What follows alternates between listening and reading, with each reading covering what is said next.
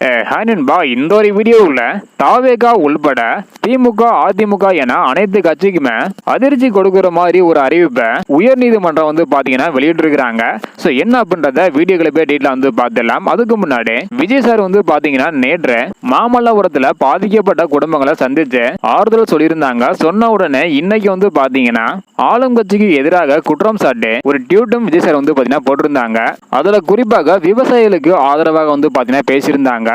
இது ஒரு புறம் இருந்தாலும் 2 நாட்களுக்கு முன்னாடி வந்து பாத்தீங்கன்னா தாவேகா சார்பாக உயர்நீதிமன்றத்தில் சுற்றுப்பயணத்தின் போது சில கட்சிகளுக்கு மட்டும் எந்த நிபந்தனைகளும் விதிக்கப்படுவதில்லை அப்படின்னு தாவேகா சார்பாக வாதிட்டு இருந்தாங்க.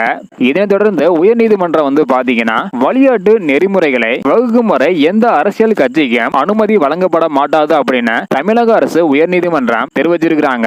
மேலும் அரசியல் கட்சிகள் பொதுக்கூட்டங்கள் நடத்துவதை தடுக்கவில்லை என்றும், ஆனால் மக்களின் பாதுகாப்பு மிகவும் முக்கியம் அப்படின்னு தமிழக அரசு அறிவிச்சிருக்கிறாங்க. அது மட்டும் இல்லாம 10 நாட்கள்ல ரோடு ஷோ நடத்துவதற்கான வழிகாட்டு நெறிமுறைகளை விரைவாக தமிழக அரசு வெளியிட வேண்டும் அப்படின்னு சொல்லியிருக்கிறாங்க. இந்த ஒரு காரணத்தினால வழிகாட்டு நெறிமுறைகள் வெளியிடும் வரை எந்த அரசியல் கட்சிகளும் ரோடு ஷோ நடத்த முடியாத ஒரு சூழ்நிலை ஏற்பட்டிருக்குது. இதை பத்தி உங்களுடைய கருத்து என்ன அப்படின்றத மறக்காம கமெண்ட் பண்ணுங்க. தேங்க்யூ.